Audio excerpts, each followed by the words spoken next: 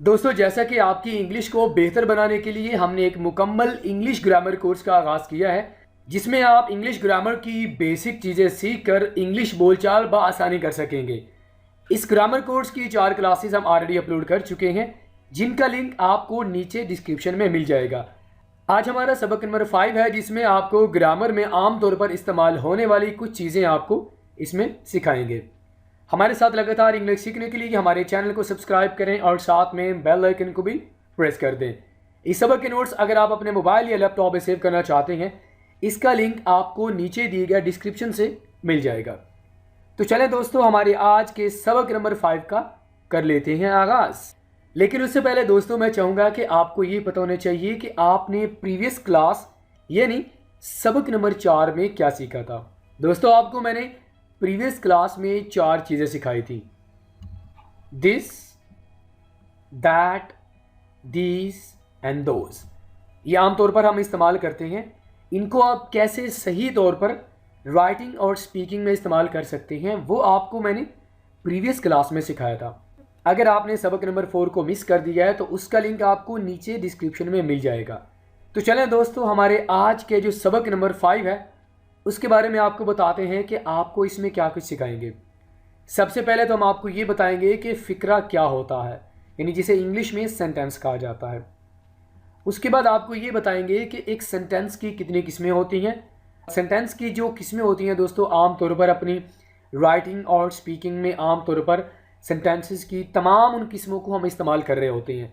तो आज आप सीखेंगे कि वो कौन कौन सी किस्में हैं और किस तरह आप उन किस्मों को, यानी सेंटेंस की जो मुख्तलिफ तरह की अक़साम है, उनको आप किस तरह अपनी राइटिंग और स्पीकिंग में सही तौर पर इस्तेमाल कर सकते हैं। सबसे पहले दोस्तों, आपको ये पता होना चाहिए कि फ़िक्रा क्या होता है। फ़िक्रे के बारे में हम मुकम्मल जो वीडियो लेसन है वो हम प्रीवियस क्लासेस में बना चुके हैं। यहाँ पर आपको सिर्फ इसकी डेफिनेशन देकर समझाया जाएगा। दोस्तों, फ़िक्रा वो होता है जिसमें हम एक वर्ड या कुछ वर्ड्स मिलाकर एक पूरा जुमला बनाते हैं। ठीक है, उस जुमले से आपको बात पूरी समझ आ जाए, यानी अल्फाजों का वो मजमुआ जिसे जोड़कर हम एक पूरा जुमला या फ़िक्रा बनाते हैं और उस फ़िक्रे से हमें पूरी बात, कोई थॉट हमें अच्छी तरह समझ आ जाती है।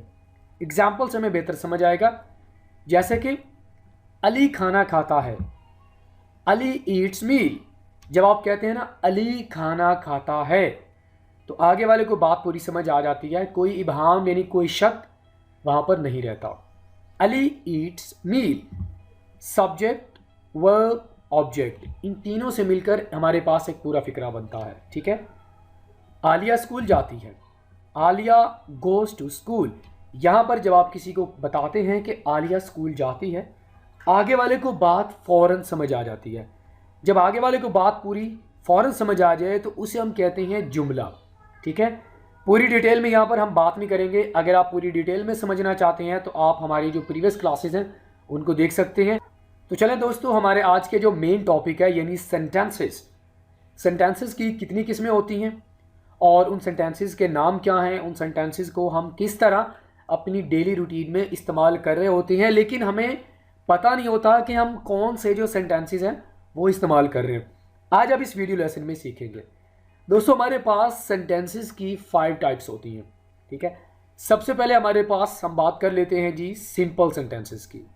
सिंपल सेंटेंसेस यानी सादा फ़िक्रात।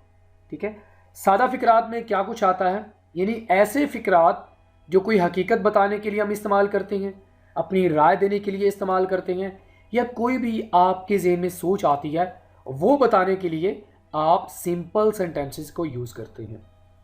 सादा फ़िक्रात क्या हुए, यानी कोई भी बात, ठीक है, करने के लिए हम सिंपल सेंटेंसेस को यूज़ करते हैं। ठीक है, सिंपल सेंटेंसेस की पहचान हमेशा इससे होगी, पीरियड से होगी। पीरियड्स का माना होता है डॉट, जो कि आमतौर पर हम जब सेंटेंस कंप्लीट होता है ना तो हम उसके आखिर में डॉट लगाते हैं।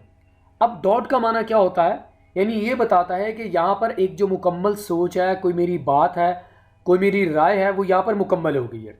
ठीक है, तो सिंपल सेंटेंसेस के आखिर में आपको डॉट्स नजर आएंगे, यानी पीरियड्स नजर आएंगे। ठीक है, अब कुछ एग्जाम्पल्स देख लेते हैं ताकि हमें बेहतर तौर पर समझ आए कि सादा फ़िक्रात होते क्या हैं। ईमानदारी बेहतरीन हिकमत अमली है। Honesty is the best policy. अब ये हमारे पास एक हकीकत है, यानी ऐसी हकीकत जो पूरी तरह एक्सेप्ट की जाती है। वो मेहनत करता है, he works hard. Very simple sentence. Imran Khan एक अच्छा लीडर है, Imran Khan is a good leader. अब कुछ लोगों की ये राय होती है कि इमरान खान अच्छा लीडर है और कुछ लोग कहते हैं कि इमरान खान अच्छा लीडर नहीं है। अब इस तरह की जो सोच है उसको बताने के लिए हम सिंपल सेंटेंसेस का इस्तेमाल करते हैं। वो एक आजिज़ इंसान है, he is a humble man. यहाँ पर हम मैन लगाएंगे, ठीक है। बारिश हो रही थी, इट वॉज रेनिंग।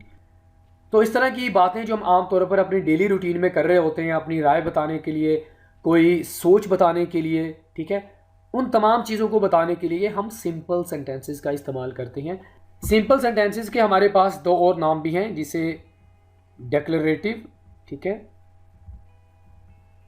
डिक्लेरेटिव और एसर्टिव, ठीक है। यहाँ पर आपने कंफ्यूज नहीं होना।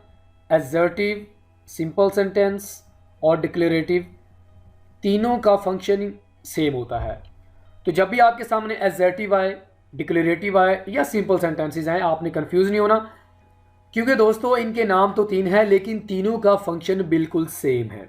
आई होप के सिंपल सेंटेंसेस आपको समझ आ गए होंगे। आगे हम मूव करते हैं, हमारे पास नंबर 2 पे आ जाता है इंटरोगेटिव। नहीं दोस्तों, अगर आप इसको इंटरोगेटिव पढ़ रहे हैं तो आप गलती कर रहे हैं, इसको इंट्रोगेटिव कहा जाता है। Interrogative, interrogative sentences. I hope के इसके नाम से भी आपको समझ आ गया होगा कि इंट्रोगेटिव सेंटेंसेस बेसिकली क्या होते हैं, यानी ऐसे फिक्रात जिनको यूज़ करके हम सवालात करते हैं। अब आप सोचें कि सुबह से लेकर शाम तक आप कितने सारे सवालात करते हैं, उन सवालात को सेंटेंसेस में क्या कहा जाता है, इंट्रोगेटिव सेंटेंसेस कहेंगे, ठीक है। और ये चीज़ समझना भी आपके लिए बहुत ज़्यादा आसान है कि इंट्रोगेटिव सेंटेंसेस के आखिर में हमेशा आपको सवालिया निशान नज़र आएगा, यानी जब भी हम फिक्रे को एंड करेंगे तो हमारे पास ये चीज़ नज़र आएगी। इसका मकसद क्या होता है, ये बताना कि यहाँ पर ये जो सेंटेंस है इसमें हम इसको सवाल करने के लिए इस्तेमाल कर रहे हैं, ठीक है। एग्जाम्पल देख लेते हैं ताकि आपको बेहतर समझ आ जाए। तुम कहाँ रहते हो, वेयर डू यू लिव। आपका नाम क्या है, व्हाट इज़ योर नेम। वो कौन है, हु इज़ ही। क्या ये तुम्हारा लैपटॉप है, इज़ दिस योर लैपटॉप। तुम कैसे हो, हाउ आर यू। अगर आप इनको बेहतर तौर पर समझना चाहते हैं तो आप WH फैमिली अपने माइंड में रख लें, क्योंकि WH जो वर्ड्स होते हैं उनको इस्तेमाल करके हम सवालात करते हैं। तो इंट्रोगेटिव सेंटेंसेस में क्या आ जाते हैं, यानी वो फिक्रात जिनको इस्तेमाल करके हम सवालात करते हैं, और फिक्रे के आखिर में हमेशा हमें सवालिया निशान नज़र आएगा। तो ये है हमारे पास इंट्रोगेटिव सेंटेंसेस, यानी सवालिया फिक्रात। आगे मूव करते हैं, नंबर 3 पे हमारे पास आ जाते हैं एक्सक्लेमेटरी सेंटेंसेस, जिन्हें उर्दू में इस्तेजाइया फिक्रात कहा जाता है। ये वाले सेंटेंसेस भी हम आम तौर पर अपनी डेली रूटीन में स्पीकिंग और राइटिंग में इस्तेमाल कर रहे होते हैं, लेकिन हमें इनका नाम पता नहीं होता। तो आई होप कि जब आपको मैं ये क्लियर करूँगा तो आपको समझ आ जाएगा कि वाकई आप एक्सक्लेमेटरी सेंटेंसेस को यूज़ करते हैं कि नहीं करते। ऐसे फिक्रात जो जज्बात और एहसासात को बयान करने के लिए यूज़ होते हैं। आप गुस्से में होते हैं, आप इमोशनल होते हैं, आप बहुत ज़्यादा खुश होते हैं, आप अपनी खुशी का इजहार करना चाहते हैं, तो आप एक्सक्लेमेटरी सेंटेंसेस को इस्तेमाल करते हैं, ठीक है। इसके आखिर में हमेशा आपको एक्सक्लेमेशन मार्क नज़र आएगा और आप हर हाल में लगाएंगे। एक्सक्लेमेशन मार्क ये होता है, अगर आप सेंटेंस के आखिर में एक्सक्लेमेशन मार्क नहीं लगाएंगे तो वो हमारे पास एक्सक्लेमेटरी सेंटेंसेस नहीं होंगे, ठीक है। इसकी पहचान क्या होगी कि इसके आखिर में हमेशा एक्सक्लेमेशन जो मार्क होगा वो हमेशा होगा। एग्जाम्पल्स देख लेते हैं ताकि हमें बेहतर तौर पर समझ आ जाए। हम जीत गए, वी वन। कितने दुख की बात है, हाउ सैड। क्या सोच है, व्हाट एन आइडिया। कितना खौफनाक है, हाउ टेरिबल। वाह क्या बात है, मार्वलस। जैसे कि आप कहते हैं hurrah we have won the match, ठीक है, ब्रावो शाबाश। तो अपने जज्बात का इजहार करने के लिए किसी तरह के भी जज्बात हो सकते हैं, खुशी के, गम के, ठीक है। तो इस तरह की जो जज्बात हैं उनका इजहार करने के लिए हम एक्सक्लेमेटरी जो सेंटेंसेस हैं उनको हम यूज़ करते हैं। आई होप कि ये भी आपको समझ आ गया होगा, ठीक है।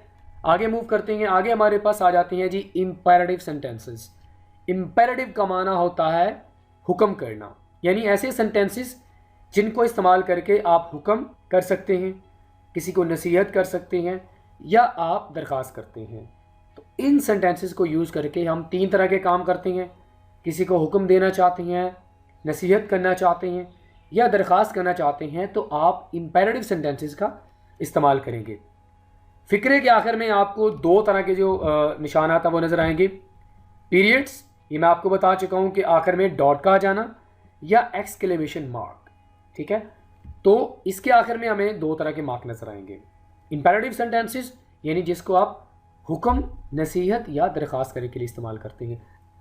आमतौर पर यह समझा जाता है कि इंपेरेटिव सेंटेंसेस को सिर्फ हुक्म देने के लिए इस्तेमाल करते हैं। दोस्तों बिल्कुल ऐसा नहीं है, ठीक है। इंपेरेटिव सेंटेंसेस को हम 3 तरह की जो मकसद है उनके लिए इस्तेमाल करते हैं। एग्जाम्पल देख लेते हैं। दफ़ा हो जाओ, गेट आउट, आप हुक्म कर रहे हैं, प्लीज़ मेरी मदद करो, प्लीज़ हेल्प मी, यहाँ पर आप दरख्वास्त कर रहे हैं। वालदैन की इज़्ज़त करो, रिस्पेक्ट योर पेरेंट्स, यहाँ पर आप नसीहत कर रहे हैं।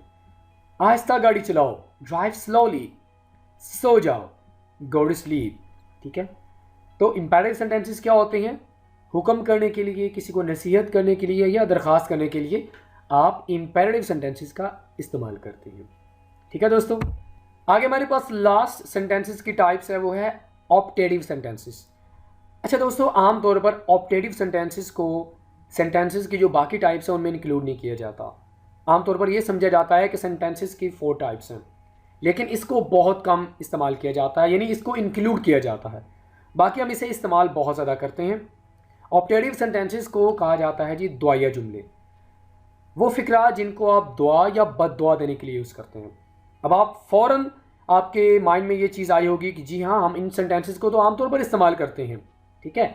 तो दोस्तों, अगर आप इन सेंटेंसेस को इस्तेमाल करते हैं दुआ देने के लिए, बद दुआ देने के लिए, तो ऐसे जुमलों को यानी ऐसे फ़िक्रात को ऑप्टेटिव सेंटेंसेस कहा जाता है, ठीक है। ऑप्टेटिव सेंटेंसेस के आखिर में हमेशा आपको एक्सक्लेमेशन मार्क नज़र आएगा, ठीक है। एक्सक्लेमेशन मार्क आप एक्सक्लेमेटरी सेंटेंसेस के आखिर में लगाते हैं और ऑप्टेटिव सेंटेंसेस के आखिर में भी आप लगाते हैं। मज़ीद आपको मिसालों से ये चीज़ वाज़ेह हो जाएगी। लंबी ज़िंदगी गुजारो, मे यू लॉन्ग लिव, अल्लाह तुम्हारा भला करे, अल्लाह ब्लेस यू। किस्मत आपका साथ दे, गुड लक, खुश रहो आप, मे यू बी हैप्पी, अल्लाह आपकी मदद करे, मे अल्लाह हेल्प यू। या आप ये भी कहते हैं curse you, may the curse be upon you, आप पर मतलब लानत हो। तो इस तरह के जो जुमले होते हैं हम आमतौर पर इस्तेमाल कर रहे होते हैं किसी को दुआ देने के लिए, किसी को विशेस देने के लिए, ठीक है, और किसी को बद्दुआ देने के लिए।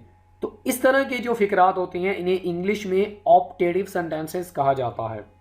आई होप कि आपको सेंटेंसेस की जो 5 टाइप्स हैं जिनको हम आमतौर पर अपनी डेली रूटीन में इस्तेमाल कर रहे होते हैं आपको बेहतर तौर पर समझ आ गया होगा। तो दोस्तों, इसी के साथ ही आज का हमारा ये वीडियो लेसन ये भी मुकम्मल हुआ। अगर आप इन सेंटेंसेस को बेहतर तौर पर समझना चाहते हैं तो आप इनके सेंटेंसेस बनाकर नीचे कमेंट में सेंड कर सकते हैं। तो लाइक कीजिए, अपना फीडबैक हमें ज़रूर दीजिएगा। अगर आपने हमारा चैनल सब्सक्राइब नहीं किया तो हमारे चैनल को ज़रूर सब्सक्राइब करें। दोस्तों, इंशाल्लाह आपके साथ मुलाकात होगी नेक्स्ट किसी और लेक्चर के साथ। टिल देन, अल्लाह हाफिज़।